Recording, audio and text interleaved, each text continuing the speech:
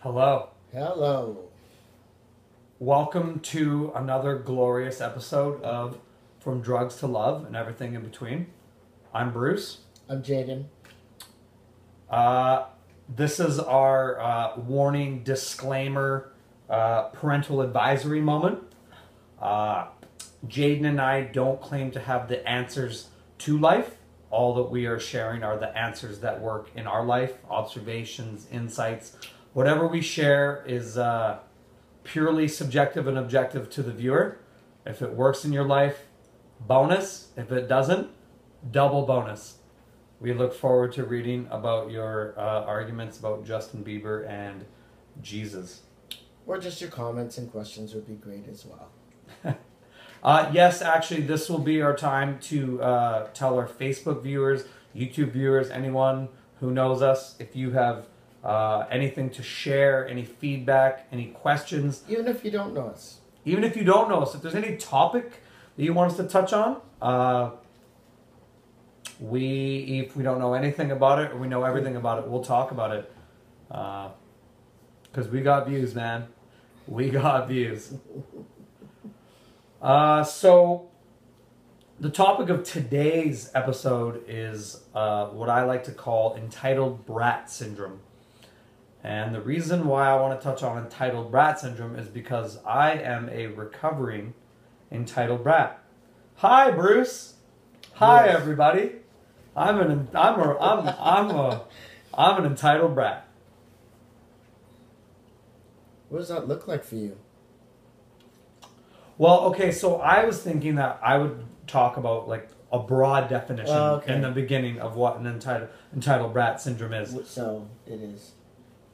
So entitled brat syndrome for me is a person who stands around waiting for life to happen, and then when life happens, they complain about it, or I complain about it. And even though I stood around waiting all this time for life to happen, I have not even an iota of gratitude for what happened in life, considering how long I waited. Now that's an extremely broad term. But we've all done it. I know I definitely have. I can see where I've done it in relationships. Walk in, think that, everything's all great, right off the get-go, and then, sometimes you got to realize that it comes to a point in time, the honeymoon phase ends. It's going to end. Sort of break that shit to you, but it's true. And then you get to meet the real person that's standing in front of you, because all the drugs that you've been operating on, all the beauty and blindness in that, is fucking worn off. It's truth time. It's real time. So I can see how I've definitely been entitled in some of my unspoken expectations. So Unspoken expectations. Interesting. Do you think entitlement has ever benefited your relationships, Jaden? now, at this age, yes. After numerous different types of relationships at this age, I can say that I can reflect back and see the positives in a lot of those relationships, which then aids me a little bit, well, actually quite a bit, in where I'm at today and how I choose to respond to something, because I've already been it. So it's just like, now I know I have a choice, right? I don't have to react to it. Been here before. We can just sit back and observe this time, or, I didn't press forward. Now's the time to do that. It's all a learning game. So let me pose the question in a different way, because in my personal experience, which I will try not to go into in too great detail, I can't see entitlement being used for a positive purpose. And I'm only talking about in the way I've used it for 3 decades. Could you see... Not entitlement. I thought you said my intentment. Like intention, that's... Yes. Intention and entitlement are 2 different things. Yes, they are. All right. Okay. Yeah, for me. For you? Yeah. Excellent. Okay. Because I don't go into the world with an intention to be an asshole or a mean person. I'm very conscious. I think I'm pretty mindful. I'm a quiet person, but I have my moments where my, little quirky side comes out. But I'll always be true to who I am in whatever mode I wake up in. I honor myself in that way, even though other people may have an issue with it. It is what it is. It's like, that's just my way of kind of showing love to myself, but I don't twist. I'm pretty honest about where I'm at. If you ask me, I'll tell you straight up. Right? I don't do the real...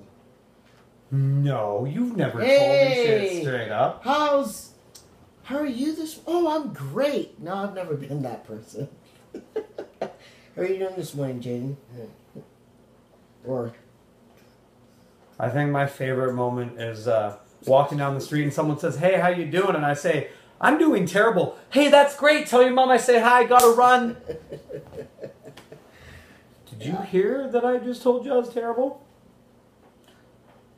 So, entitled Brat syndrome. Yeah.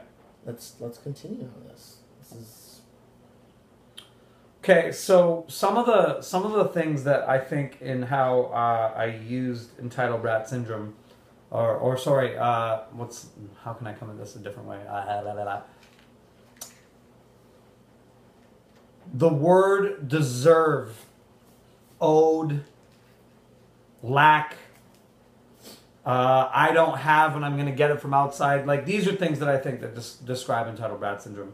And like one word that gets my hackles up and the many hairs on my back up. Sorry, ladies. I think it's also important to say that when we're saying like entitled brat syndrome, that we're talking about it from more of a spiritual, esoteric type of a concept.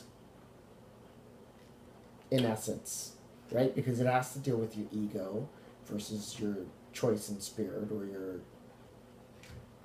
whichever is operating.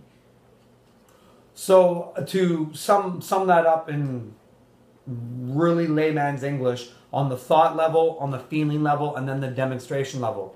Like what I'm really trying to do in teaching or talking or sharing these videos at all is reverse cause and effect. Because when I lived the victim identity until I was 30, hence the entitled brat syndrome, I was the effect and the world was the cause. Some stuff outside happened and I was affected. The cause was from out there and I was affected. Hence I was a victim. Hence I was entitled. Hence I was lacking and deserved. Blah, blah, blah, blah, blah, blah. So what we're sharing from, say, the sense of ego is how I live as an entitled brat from the thought level. And then I live as an entitled brat to the feeling level. And then the entitled brat comes out in the behavior demonstration level.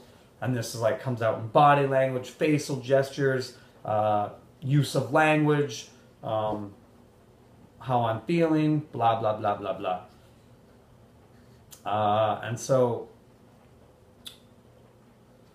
one of the things that I wanted to touch on a little bit about entitled brat syndrome was how much I valued being an entitled brat. I grew up as a kid with a single mom, and my mom used to employ a behavior routine that worked flawlessly, and that was, I'm a single mom, come rescue me with the kid. I don't have a dad for this kid because the dad's in jail. Someone come rescue us, and someone always did. Someone always came and rescued us. So that's where that came from. And that... I like to get rescued. High five. That's where that came from. Okay. And so when I was a kid, I observed my mom getting her greatest environmental effect from getting rescued. And so I grew up playing victim, playing entitled, playing deserve. I deserve this because I lack this because my life sucks.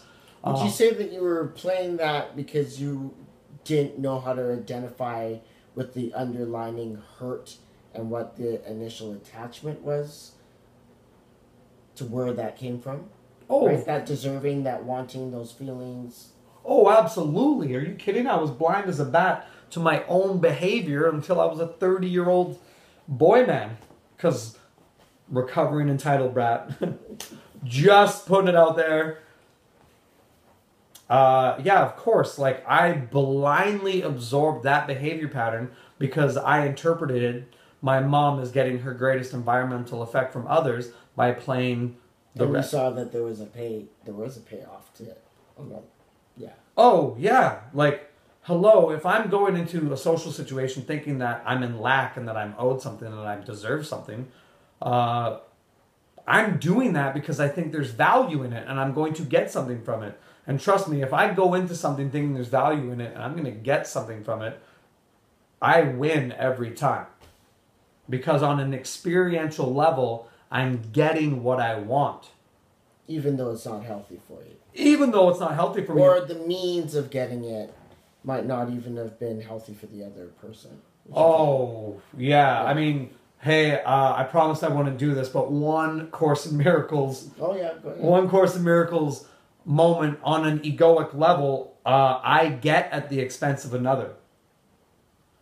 The ego, in the ego's mind, in my ego identity, it's one or the other. And so, because I wasn't necessarily like a big sports kid, I didn't play in a lot of teams, I was very competitive on a social level, and I would out-victim everybody else, and I would out-react everybody else, and I would out-entitle everybody else, because that was where I won. That was where winning and losing happened for me. And so I attributed a great amount of value to being an entitled brat, because that was the... Yeah, because it worked. Because it totally worked. You kidding? Walking up to a stranger and saying, hey, do you know what time the bus comes? Oh, in 10 minutes? Hey, did you know my mom's a junkie and I used to do crystal meth? Oh, I was raised in a house with... Wait, come back, you forgot your purse. Level of pride around that. No, don't talk a lot of that on the street. Yeah. Man, I went and told everybody. I told everybody everybody's news. Because of the greatest environmental effect I got from being an entitled victim brat. Now, the solution isn't necessarily going completely opposite. I'm not going to say right now, in this moment, that I'm going to stop being an entitled brat and it's going to work. Because we all know fad diets, hey, I'm just going to abruptly change everything I put in my body, is going to work long-term results. If I just say today I'm not an entitled victim anymore,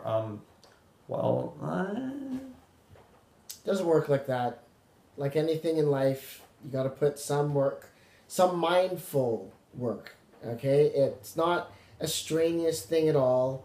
It's little thoughts that bring you back to yourself, but back to your core, your gut, that warm, tingly feeling that you get inside of yourself that brings you back to that place, and just choose to just reflect a little and then let it go. Just put it out there. Don't hold attachments, because this too shall pass. This too shall pass. And as I mentioned in video number 1, the dress rehearsal that I thought no one was going to see. I just like doing quotation marks like a dork. Quotation marks. I utilize those in text. Anyhow. The Course's radical version of forgiveness is forgiveness merely looks and waits and judges not. So it's not necessarily a fast solution, but observing and becoming aware of when I'm being an entitled brat and when I'm using entitled brat and when I'm feeling and speaking and thinking entitled brat and not punishing myself for that. And what ends up happening if you can become aware and call yourself out on your own crazy shit, because this guy used to call me out all the time and I was like, what? No! And I'd start denying everything, because in this guy's opinion, denial is a drug way worse than heroin ever will be, but it won't be recognized because denial is a behavior and heroin is a drug that people do. But man, denial wreaks havoc just as much as entitlement. And I actually think we will donate a whole 50 minutes to denial one of these days, just because we have to. Wait, where was I going with this? Where were you going with this? Fuck, I forget. I went on another one of my classic Bruce rants and I got lost. Are they rants or are they runs? I think they're runs, like I'm speaking without thinking. And sometimes when I speak without thinking, I actually say valuable shit. And sometimes I speak without thinking and I don't know what the fuck I'm saying. Fair enough. I was talking about the Course's radical version of forgiveness. And I was like, forgiveness merely looks and waits and judges. Oh, that's where I was going. I remember now. So what happens is if you become aware of your own crazy shit, and Jaden has an observation of me, and then I finally see the same observation he saw, and I become aware of how I work and how fucking crazy I am. What happens is over time, when you observe how crazy you are, you become more comfortable with yourself. You become less crazy, and yeah. and like in January of 2014, and January of 2015, you don't react to the same shit like you used to. And then one day you come to this point where you're like, oh my God, I don't react to that life event like I used to. And that's how healing and observing yourself and forgiveness works. Well, be kind to yourself. Hey, I'm really acting like a fucking entitled brat right now. And then a year later, you're like, hey, that life event, I used to really act like an entitled brat. Yeah. I don't really do that anymore. That's pretty fucking cool. And that's how growing works. You realize that you don't do the shit you used to, and you're like, that's pretty awesome. Did we really touch on entitled brat this video? I don't know. We touched on something. I think this is our time. I'm Bruce. Jaden. And this was From Drugs to Love and Everything Between. Thanks, guys. Thank you.